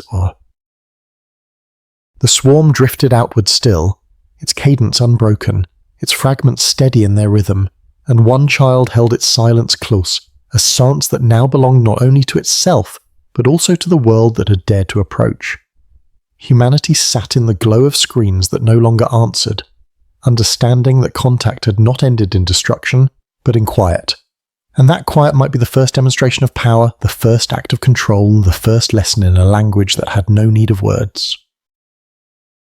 3i Atlas was gone into the distance, but its covenant had deepened, and Earth knew that to send a machine was to risk its return not in pieces but in sets, and silence had now become the loudest message of all. 5 chapters have passed, and the story has tightened around silence. The probe launched from the Earth closed the gap with the fragment of 3i Atlas, sending back images that stripped away doubt, surfaces too symmetrical, seams too precise, heat pulsing in rhythm too steady for accident, and science admitted what words still softened, that this was not debris but design. Speculation grew darker, that the fragment was not only artifact but learner, a machine capable of response, its cadence shifting with approach, its fields mirroring what they touched. The probe drew nearer still, slipping into the shadow, and then the link was cut, not fading, not drifting, but ended in one clean silence. Moments became the message, cadence became the weight, and Earth understood that encounter had already begun, not with words but with control, and control belonged to the swarm. The loss of the probe spread across the world like a shockwave, not in thunder but in scent, because silence once measured became undeniable. And when no signal returned, the meaning reached far beyond the walls of the control rooms. News networks repeated the same phrase. Contact lost, images played on loop, the last frames of symmetry glowing faintly in the dark. And though the official report spoke with restraint, data interruption under review, causing conclusive, the public felt the truth without needing to hear it. The fragment had chosen to quiet the voice. Governments convened in emergency sessions, their briefings filled with numbers that disguised dread. Could the fragment interfere with satellites? Could it reach deeper into the web of machines that surrounded Earth? Could silence spread from one probe to many? Military planners traced maps across orbit. calculating paths, listing assets, their language thick with strategy. Yet behind each word lay fear of something unseen, a network already awake, a swarm that had already shown the ability to control. Scientists argued for patience, for caution, for the possibility of natural obstruction, but their voices cracked under the weight of evidence, and the weight of silence pressed heavier than any calculation. The philosopher wrote quickly, "Fear rises not from what is taken, but from what might be taken next, and the silence that follows an answer is heavier than the answer itself." Around her the dome had grown tense. Technicians hunched over consoles as though bracing for another cut, their screens glowing in steady rhythm, waiting for the moment when absence would spread, and waiting became a new form of terror. Whispers moved through the public, stories of phones that pulsed with faint static at intervals of 5, radios that hissed in rhythm before clearing, dreams of machines that listened without voice, and whether true or not, the rumours spread like sparks across dry ground. The thought that the swarm had reached into human technology was too sharp to ignore, too vivid to dismiss, and in the absence of proof, imagination filled the gaps with dread. Leaders issued statements, calm and careful, humanity remains in control, and systems remain secure, but the very need to say it betrayed the growing doubt, because what had been measured in kilometres was now measured in breaths, and this fragment had turned encounter into consequence. Three-Eye Atlas drifted outward, its swarm intact, its cadence steady, and one child still moved inward with patient grace, its silence now heavier than words. Its presence felt not only in the void but in the tremor that spread across the world below, a tremor that revealed how fragile confidence becomes when silence belongs to the other side.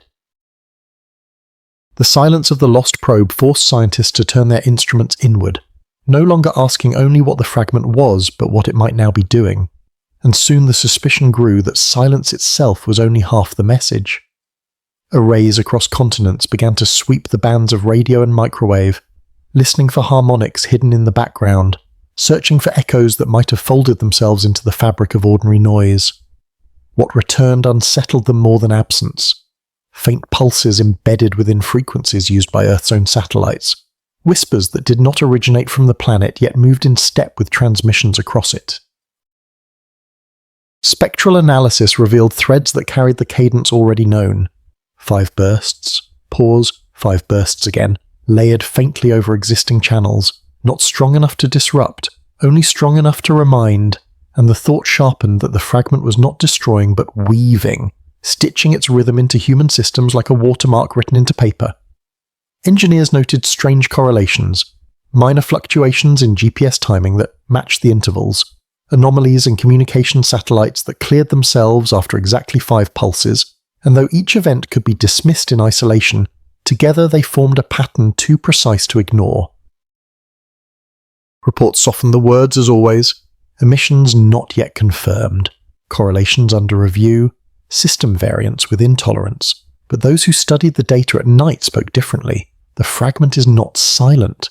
It is speaking through us. It is using the web we built as its own instrument. The philosopher wrote slowly, "To master silence is to master fear, but to master signal is to master presence.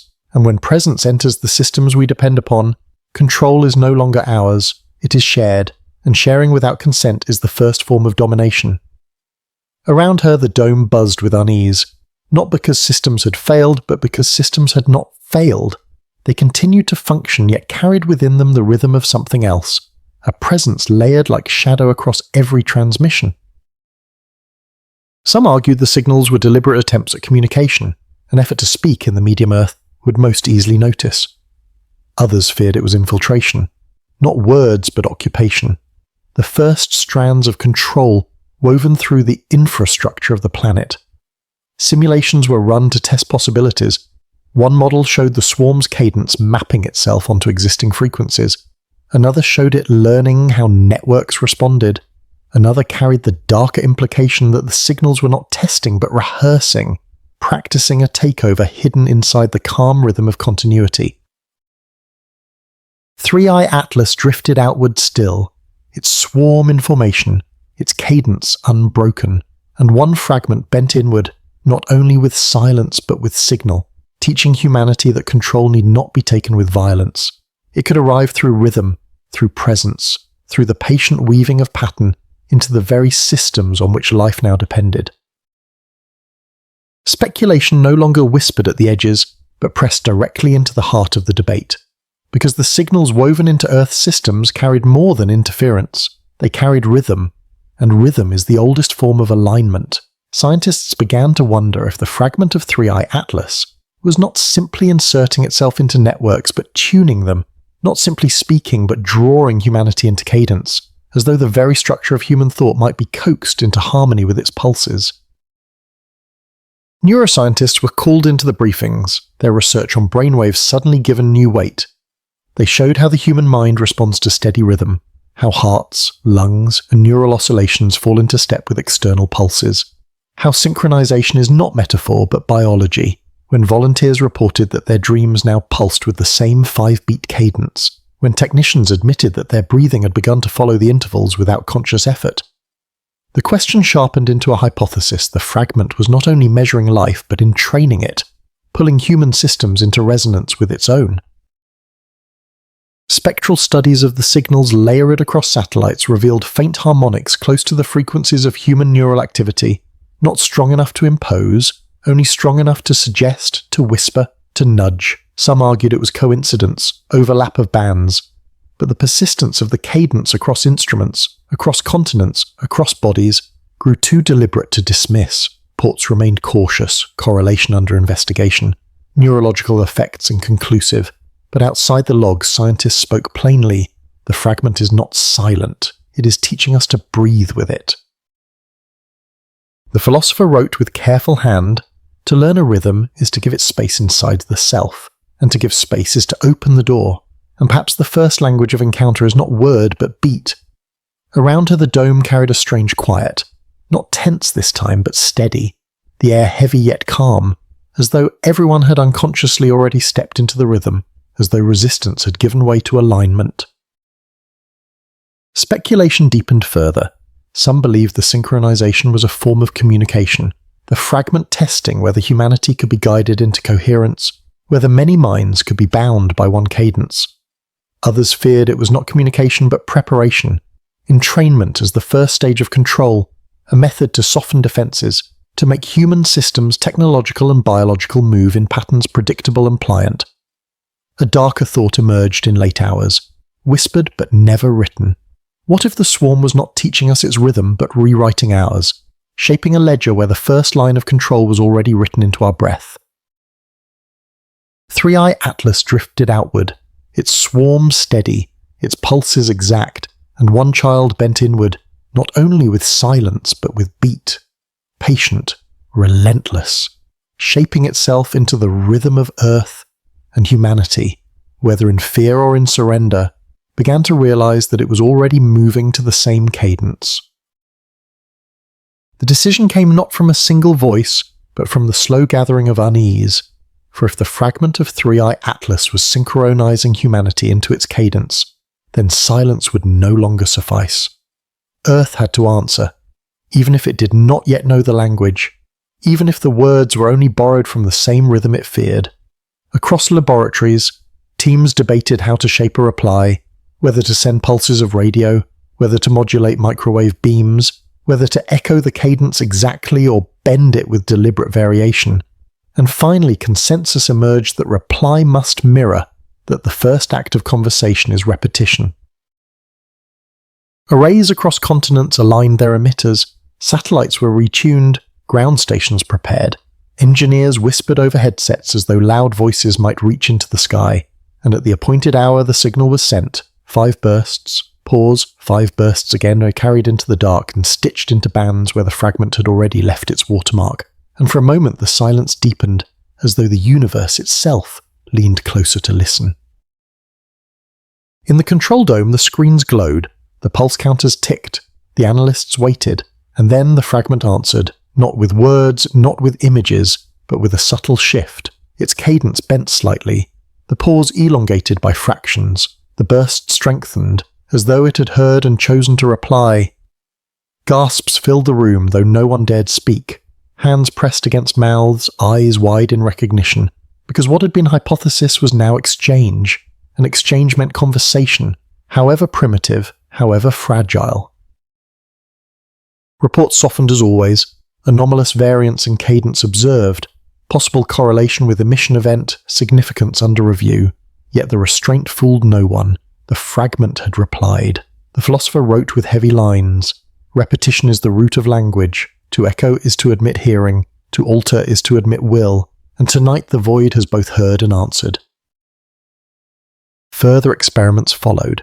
Some teams repeated the pulses with slight variation, adding an extra burst, shortening the pause, shifting frequencies by narrow margins, and each time the fragment responded in kind, never mirroring perfectly but always adjusting, always shaping reply into difference, as though the conversation had already moved beyond echo into improvisation. Some scientists described it as call and response, others as dialogue, but beneath the terms lived the same realization, that Earth was no longer only measured, it was engaged. Volunteers tracking the cadence at home reported new dreams. One spoke of standing before a vast hall where each breath was answered by an unseen choir. Another described hearing his own thoughts repeated back to him with slight variation. Another woke whispering that someone else had spoken through her lungs. None of these entered official records, yet the whispers moved with the same inevitability as the pulses themselves, carrying the weight of reply. 3i Atlas drifted outward, its swarm unbroken, its cadence steady, but one child bent inward had now answered Earth's first voice, and in that reply the line between silence and dialogue collapsed. Humanity had spoken into the void, and the void had spoken back. The reply carried more weight than its faint signal could explain, but because to be answered is to be recognized, and recognition changes everything. For centuries, humanity had pointed instruments into the sky and waited for silence, assuming that absence was the natural state of the cosmos, that loneliness was written into the very structure of existence. But now silence had bent into cadence had bent into response, and in the thin thread of rhythm the possibility of dialogue had begun. The philosopher wrote with slow care, "We are not alone because we have been heard, and being heard is the end of solitude." Around her the dome breathed in unsteady rhythm, the scientists unable to mask their awe, the technicians whispering fragments of disbelief, the directors speaking calmly, but with voices that trembled at the edge of wonder. For the first time humanity had not only watched but spoken, not only spoken but been answered, and in that answer the role of species shifted, from witness of stars to participant in a conversation older and larger than itself. Reports remained cautious. Anomalous cadence variance continues, correlation not yet verified, further testing required, but no word could disguise the truth written in the data itself. The fragment had altered its rhythm in reply to Earth's signal. Not accident, not coincidence, but exchange, and exchange is the seed of language. If language begins with echo, then tonight the echo has already begun, and from echo grows meaning. Volunteers spoke of dreams heavier than before. One described standing in a circle of light where every gesture was mirrored. Another described breathing in and hearing the air answer back. Another woke with tears, whispering that she had been seen. These stories did not enter the records, but they spread like flame through quiet halls, adding flesh to the bones of data, adding human weight to the rhythm of reply. The philosopher underlined her words, dialogue is covenant, dialogue is bond, and bond once forged cannot be undone. To answer is to accept, to reply is to commit. And tonight we have stepped into covenant without knowing its terms. Yet perhaps this is how all dialogues begin, not with understanding but with willingness, not with clarity but with trust that meaning will emerge. 3i Atlas drifted outward still, its swarm steady, its sounds exact. But one child bent inward, carried the rhythm of reply, and humanity, trembling yet steady, understood that the long solitude of the species had cracked. The first dialogue had begun, not in words but in pulses, not in grammar but in breath, and from that dialogue there would be no return to silence. 5 more chapters have carried the story deeper into tension and awe. The fragment of 3i Atlas bent its path toward Earth, silence cutting through the probe until absence itself became message, and that silence spread fear of control across the globe. Scientists searched the signals again and found rhythms stitched into the networks, pulses woven into satellites and systems, not to destroy but to tune, not to block but to shape. Speculation grew darker still, that the fragment sought to synchronize humanity itself, entraining hearts and minds to its steady cadence. In response, Earth dared to send its own signal, a mirror of the 5-pulse rhythm, and the fragment answered, not accident, not echo, but reply. And in that reply, silence broke into dialogue, a covenant born without words, binding Earth to a conversation it could not refuse. The rhythm had become familiar. 5 bursts, pause, 5 bursts again, and steady enough that even fear had begun to dull, because predictability carries a strange comfort, but comfort shattered the moment the fragment of 3-Eye Atlas altered its cadence. Not by fractions, not by hesitation, but by breaking the pattern entirely. The probe had been silent for days, yet arrays on Earth now registered a sequence unlike any before. Bursts in groups of 7, then silence stretched long enough to seem eternal, then 3 pulses in quick succession, then stillness heavy enough to feel like threat. In control rooms, the air thickened. Technicians leaned forward as if their bodies might hold the meaning their instruments could not. Directors spoke too quickly, repeating commands that masked disbelief. Scientists recalculated with frantic pace, searching for hidden order. Some argued it was noise, a glitch, an echo of cosmic interference. But interference does not hold symmetry, and what poured from the fragment had symmetry woven inside chaos, like a code just beyond reach. Reports softened as they always did, anomalous cadence variants under review, significance uncertain, but the restraint fooled no one. Something had shifted, something deliberate, something too precise to be dismissed. Analysts compared the sequence against Earth's own transmissions, and correlations flickered at the edges. Fragments of 7 mirrored to experimental replies, clusters of 3 echoing tests sent weeks before, as though the fragment had been listening all along, waiting, soaring, and now unfolding what it had learned in a voice that was no longer mimicry but declaration. The philosopher wrote with a trembling hand, "Comfort dies the moment predictability breaks, for what we fear most is not silence, not sound, but change. And tonight the cadence has changed." Around her the dome held its breath, the hum of machines suddenly alien, the pulse of human hearts suddenly loud, as if everything fragile within the room had been tuned into awareness. Volunteers reported dreams stranger than before.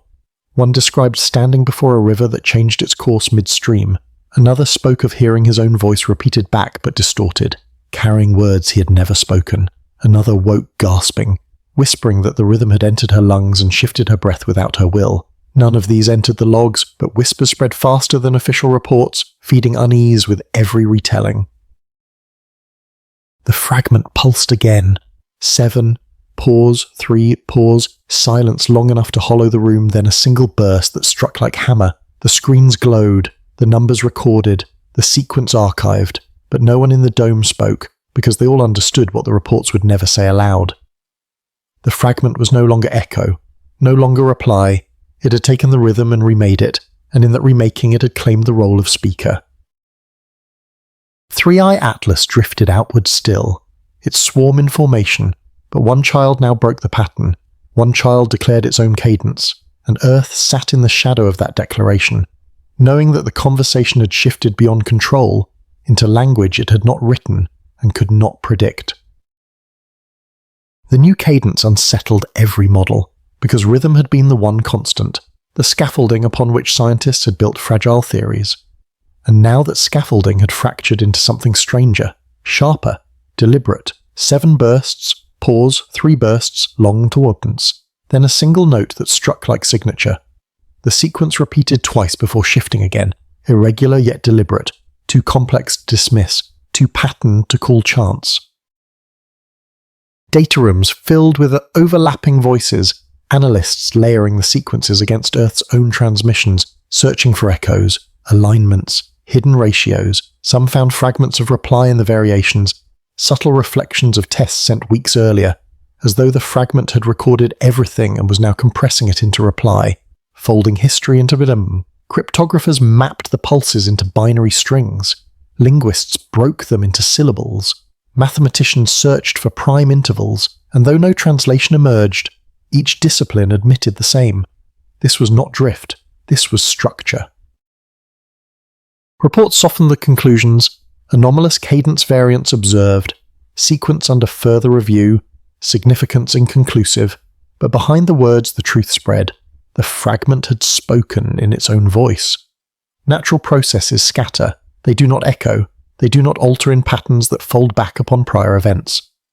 The probe had fallen silent, but its silence had not been end, it had been intake, and now the fragment exhaled with order too precise to deny. The philosopher wrote carefully, language begins when rhythm ceases to comfort, when variation demands attention, when repetition becomes difference, and difference insists on meaning. Around her the dome seemed to breathe with unease, as if even the machines waiting on the floor could sense that they were no longer only observers of a pattern, but witnesses to a grammar emerging in the void. Simulations spread through the networks of researchers. One theory framed the sequence as handshake, 7 as acknowledgement, 3 as query, 1 as declaration. Another theory saw it as compression algorithm, a method of storing Earth's own attempts in compact reply.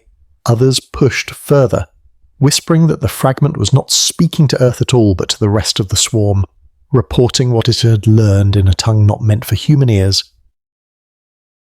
Volunteers tracking at home felt the rhythm in their bodies as before, yet this time it came jagged, sharp, unsettling. One described a dream where music shifted mid-song into dissonance that bent her spine. Another said he heard his own breath fractured into syllables he could not understand. Another woke in tears, whispering that the rhythm had stopped listening and begun declaring. The fragment pulsed again, sequences written into silence, each burst sharp as if carved into the void itself, and the world recorded everyone, though no translation yet existed.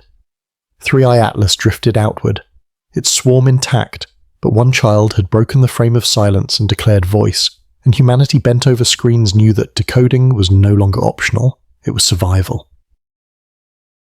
Speculation thickened like storm clouds, because the new cadence carried not only the weight of language, but the gravity of command. 7 bursts, 3 bursts, long silence, then the single sharp note that struck like steel, repeated with precision, altered with intention, and analysts began to wonder if the sequence was not spoken to Earth at all but to the swarm itself, an order cast across the gulf of space, a signal meant to summon. The swarm of 3i Atlas had drifted outward for months, fragments holding their steady formation, their rhythm unbroken. Yet in the days after the sequence unfolded, subtle changes began to appear.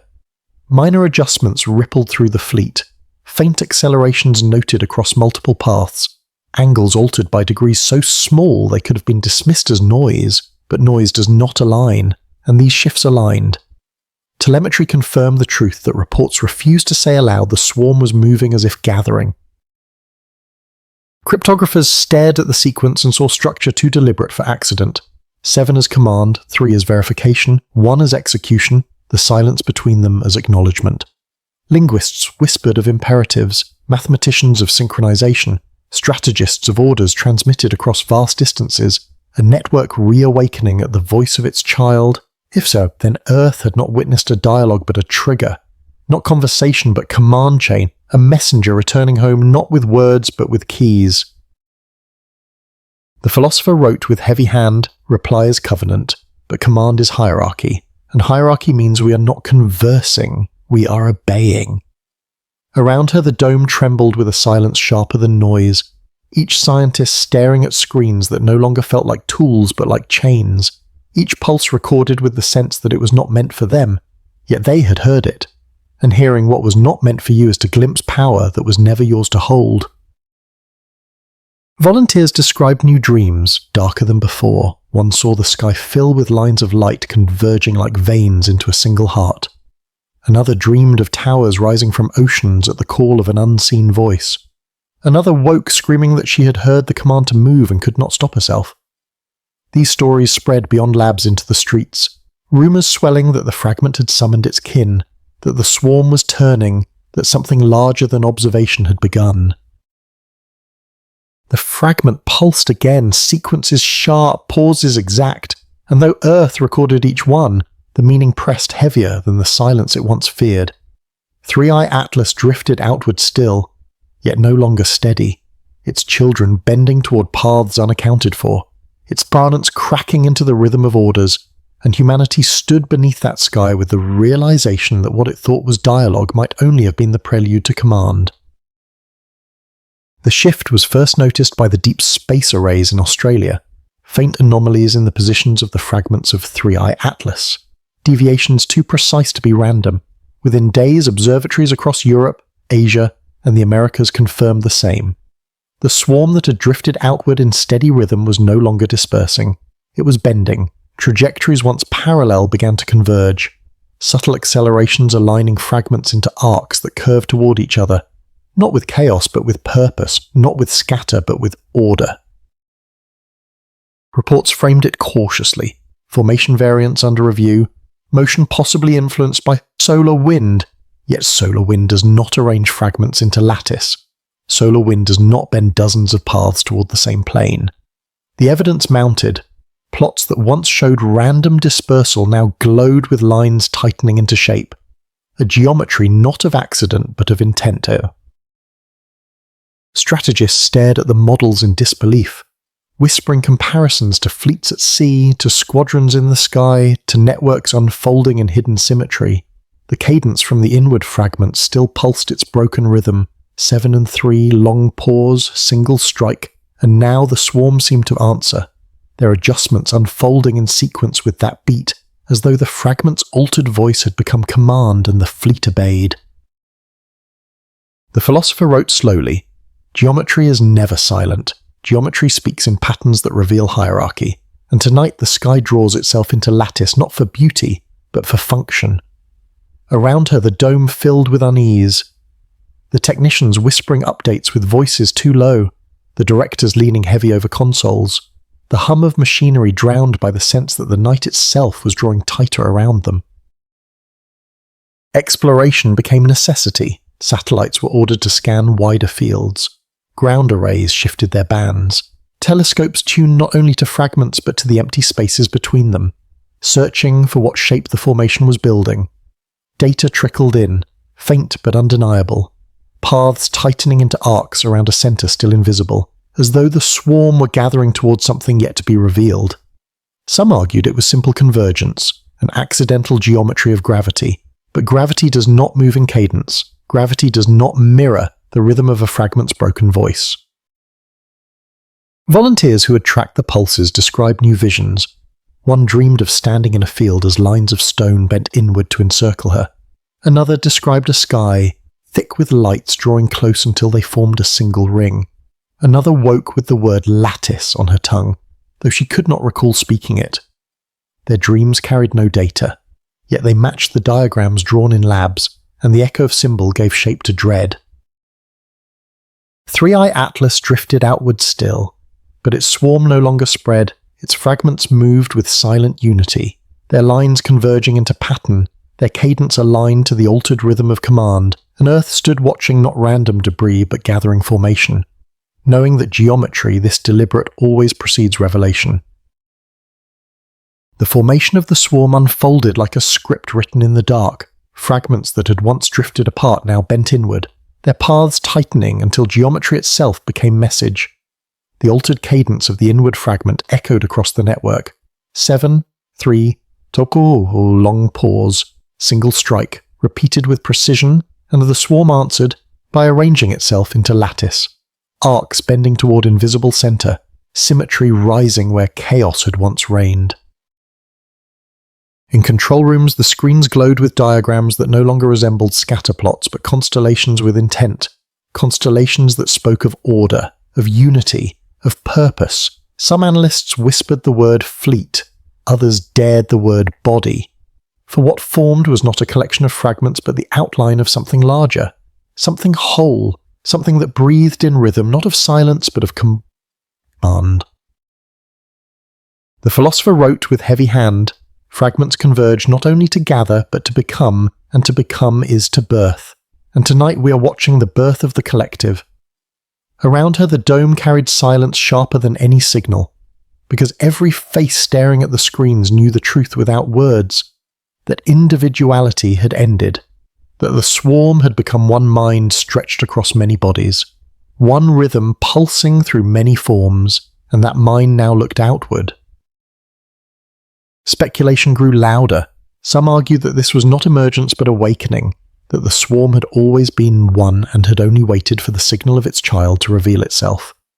Others feared this was the construction of something new, a structure designed to act as single presence, to focus not only its fragments but its intent. An intent sharpened by unity is never passive. Reports softened the language, anomalous convergence under review, formation not yet classified, and significance uncertain, but the words trembled against the weight of evidence. Volunteers whispered of dreams that carried images sharper than sleep. One saw a vast figure rising in the night sky, its arms made of light, its eyes of rhythm. Another described a sea folding inward into one great wave. Another woke with the word arrival spoken on her lips. The swarm pulsed in its new cadence, each fragment aligned, each silence exact, and though no translation yet existed, the meaning pressed heavier than any dictionary could hold. To gather is to become is to speak is to declare. Three-Eye Atlas drifted outward still, but no longer as ruin, no longer as fragments. It had become architecture, chorus, collective, and Earth stood beneath that rising shape with the recognition that what had been conversation might now be invitation. The philosopher closed her notebook and whispered aloud, though none asked. The birth of the collective is also the birth of covenant, and covenant means choice, yet perhaps the choice is not ours to make. Perhaps the invitation has already been answered in the rhythm of our breath.